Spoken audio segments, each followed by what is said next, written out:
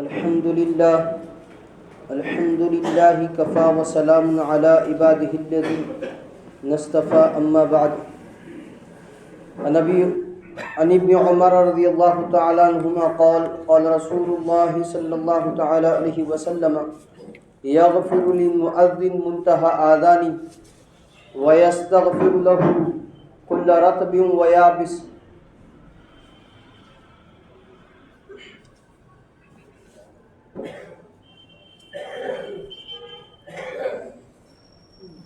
سمع صوته رواه احمد والطبراني. عن ابي هريره رضي الله تعالى عنه عن النبي صلى الله تعالى عليه وسلم قال المؤذن يغفر له مد صوته ويشهد له كل رطب ويابس وشاهد الصلاة يكتب له 25 صلاة ويكفر عنهما بينهما. رواه ابو داود او كما قال عليه الصلاة والسلام. اللهم صل على سيدنا محمد وعلى آل سيدنا محمد بارك وسلم. اللهم صل على سيدنا محمد وعلى آل سيدنا محمد بارك وسلم.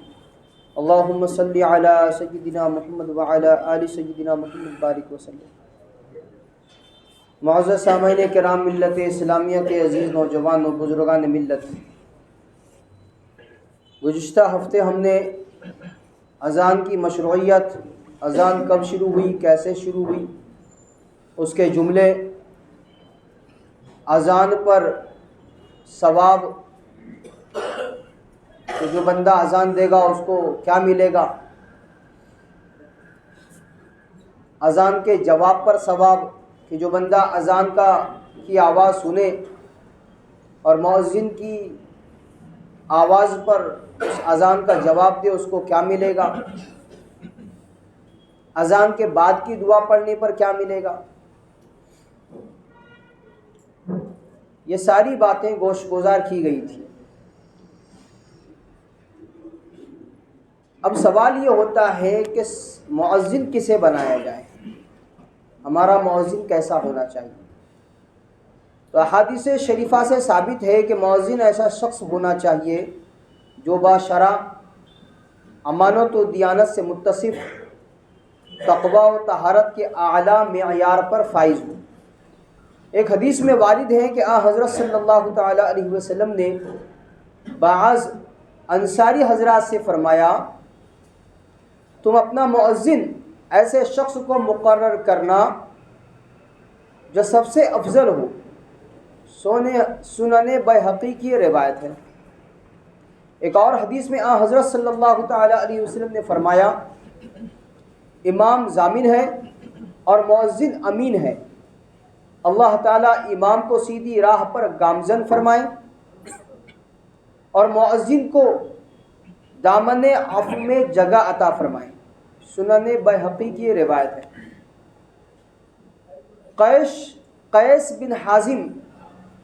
قیس بن ابی حازم کہتے ہیں کہ ہم امیر المومنین سیدنا عمر بن خطاب رضی اللہ تعالیٰ عنہ کی خدمت میں حاضر ہوئے تو آپ نے ہم سے پوچھا تمہارے یہاں مؤذن کون لوگ ہیں؟ ہم نے جواب دیا زیادہ تر مؤذن یا تو غلام ہیں یا آزاد کردہ موالی ہیں. حضرت عمر رضی اللہ تعالیٰ عنہ نے اس پر افسوس کرتے ہوئے ارشاد فرمایا یہ تو تمہارے اندر بڑا نقص ہے. اذان تو اتنی شریف چیز ہے، اتنی شرافت کی چیز ہے کہ اگر مجھے خلافت کی مصروفیت نہ ہوتی تو 5 وقتہ نمازوں کے لیے اذان دیا کرتا. یہ امیر المومنین فرما رہے ہیں. سنن بیہقی یہ بات لکھی ہوئی ہے.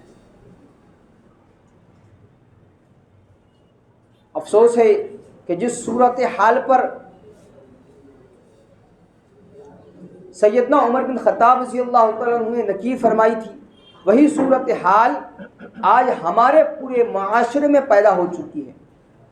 بڑے اور با اثر لوگ اذان دینے کو باعث عار سمجھتے ہیں اور عام طور پر مساجد میں ایسے لوگ مؤذن رکھے جاتے ہیں جن کی معاشرے میں کوئی وقات نہیں ہوتی، اپنے اوپر خواہ کتنی ہی فضول خرچی کر لیں مگر مسجدوں کے لیے سستے سے سستا مؤذن ڈھونڈنے کی کوشش کی جاتی ہے، خواہ وہ کیسے ہی غلط اذان دے رہا ہو، اسے مسائل اذان کا علم ہو یا نہ ہو۔ ہونا یہ چاہیے کہ اذان ایسی پرکشش ہو کہ سوئے ہوئے لوگ جاگ جائیں اور اس کی آواز سے رگو پے میں سنسنی دوڑ جائے، بے اختیار قوم مسجد کی طرف چل پڑے، اور نہ صرف مسلمان بلکہ غیر مسلم بھی سن کر ٹھٹک کر رہ جائیں۔ مگر ہمارے یہاں اذان اس طرح دی جاتی ہے کہ نہ اس میں کوئی سوز و گداز ہوتا ہے، نہ کوئی روحانی کشش کا شائبہ، بلکہ محض ایک رسم کی ادائیگی کی جاتی ہے، اور اس ادائیگی کے کر کے لوگ مطمئن ہو جاتے ہیں۔ مؤذن حضرات نہ صرف یہ کہ اذان کی مدوں میں حد سے تجاوز کرتے ہیں، بلکہ اکثر و بیشتر تو اذان ہی غلط ہو جاتی ہے۔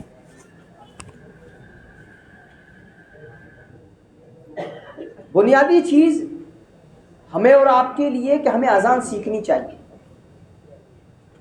ہم نے دنیا بھر کی ساری چیزیں سیکھ لی اور اس کو سیکھ کر کرنے والے بنے، لیکن نعوذ باللہ دین اور شریعت اور اس میں کام آنے والی چیزیں ایسی ہیں کہ جن سے ہم نے اپنے آپ کو دور کر لیا، سیکھا ہی نہیں اور نہ سیکھنے کی ضرورت محسوس کی۔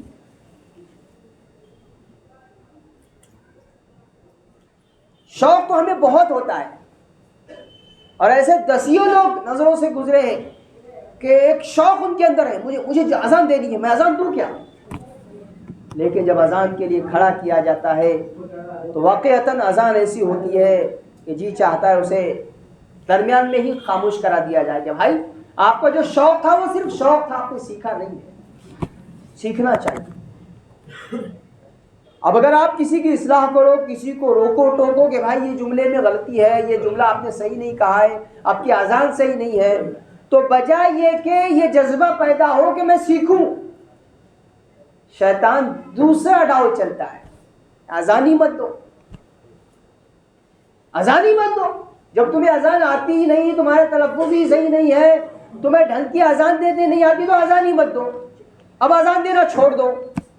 یہ حل ہے؟ یہ علاج ہے؟ نہیں، حل اور علاج تو یہ ہے کہ اسے سیکھا جائے، اور جن کو آتی ہے ان کے پاس بیٹھا جائے۔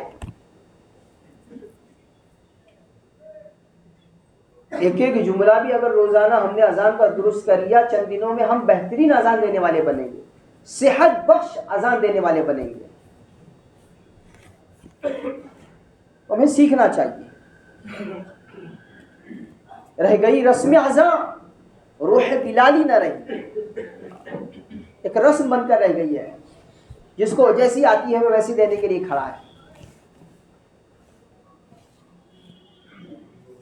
تو سیکھنا ہے کہ کیسے اذان کے جملے ادا کیے جاتے ہیں، کہاں کتنا کھینچا جاتا ہے، صحیح تلفظ اذان کا کیا ہے۔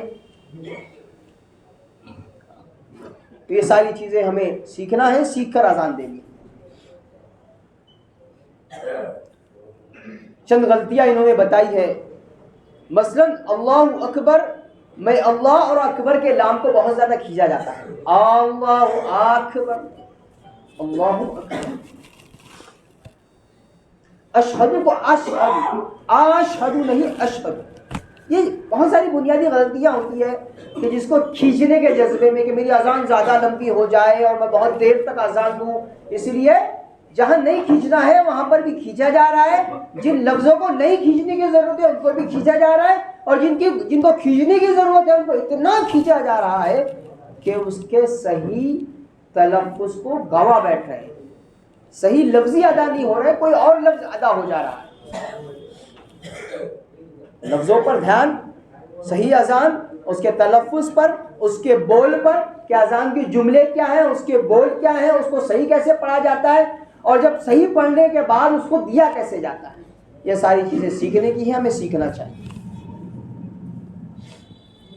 چند موٹے موٹے مسائل کہ جن کو جاننا ہر اذان دینے والے کے لیے ضروری ہے کہ وقت سے پہلے اگر آپ اذان دیں گے تو آپ کی اذان ہوگی نہیں، اس کا اعادہ کرنا پڑے گا، اس کو دوبارہ دینا پڑے گا۔